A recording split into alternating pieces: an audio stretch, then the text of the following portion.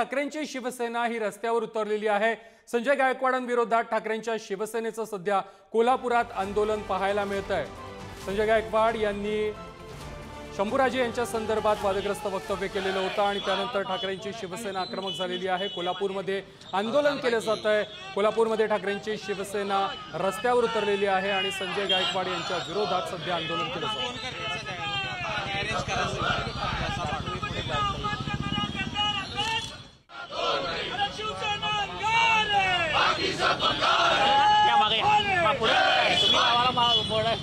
हे गद्दार सेनेचे आमदार व ते स्वतःला हिंदुत्ववादी समजणारे सरकार नेहमी युगपुरुषांचा अपमान करतात आणि अपमान करून झाल्यानंतर पुन्हा माफी मागतात।